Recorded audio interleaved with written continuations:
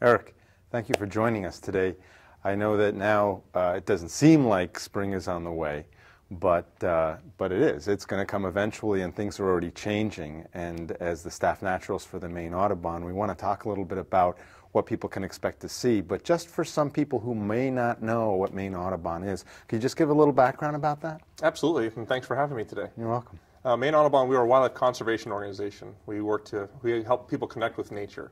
Our mission statement is to conserve Maine's wildlife and wildlife habitat by engaging people of all ages through conservation, education, and action. So we really try and get out there and protect the habitat that we have and the animals that live in that habitat. So we work to do that, and part of the big piece of that obviously is education, letting people know what to expect. So spring is indeed on the way. For us, some people may notice it simply by the amount of daylight, referred to as the photo period. As daylight lengthens, during that time period, animals respond to that with hormonal changes, which causes them to change their behavior. For birds, it stimulates migration. You may be hearing the birds in your backyard singing. That's a result of the extended daylight. So even though it's still cold, they definitely know spring is on the way. It sounds good to hear those birds singing a lot. And I just had a real shock right here to find out that, we're observing that the robins are back early this year when, in fact, you said they never leave.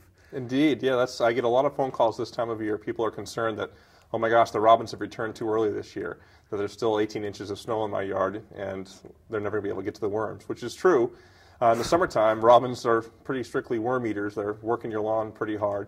But in the wintertime, they switch to eating fruit. And so they can do just fine here in the wintertime by eating crab apples, dogwoods, cherries, some of the native fruiting trees, and certainly ornamentals as well. Robins kind of fit in that in-between category known as partial or incomplete migrants. So they do shift south in the fall, and then they do return in the spring, but they kind of can be found throughout that range throughout the year. So the robins that we normally see in the summertime here may be wintering in, say, Georgia, who knows. And then the robins that are here right now are coming down from Newfoundland.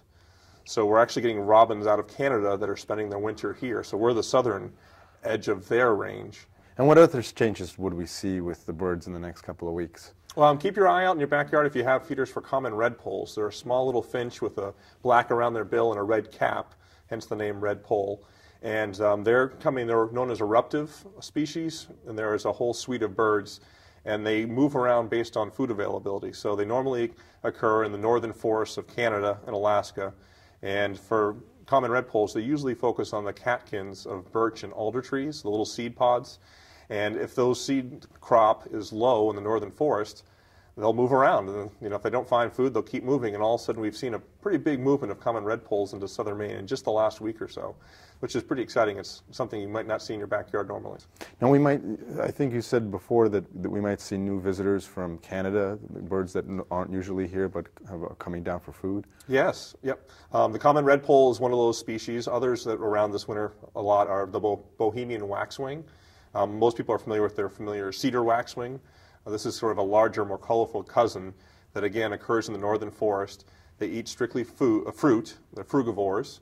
And they like mountain ash, particularly the tree that they like in the northern forest. And if it's a poor year for that fruit, then they start wandering. And so this year we're seeing lots of them. So any fruiting trees or complexes that have a lot, the Gardner, Augusta area has had a lot of them, but I've had 60 in my backyard just right here in Portland last week. So keep your eye out. They might all of a sudden descend in your backyard. Now, we're planning to have you come back over the course of the spring and give us more updates on what's going on. But if people want to get more information, can they go on the Maine Audubon website and get more? Absolutely. Yeah. MaineAudubon.org is our website, and on there you'll see under birds, you can look to the Maine Rare Bird Alerts, and that's something I compose bi-weekly. It's usually kind of recap at the beginning of the week, what happened over the weekend, and then at the end of the week I usually put one out on Friday. And so you can look at the Rare Bird Alert and kind of see what's really hot or what's unusual in the state. And the star attraction in Maine right now is this bird called a Townsend solitaire. Oh, great. It's in the thrush family, related to American robins and eastern bluebirds, and it lives in the Rocky Mountains. And there's one in Etna up towards Bangor, again eating fruit for the winter, but it's, I think, less than a dozen or more records in the state. So it's a really exciting bird. Great. Well, thanks a lot for joining us, and we'll have you back soon. Looking forward to it. Thank you. Thank you.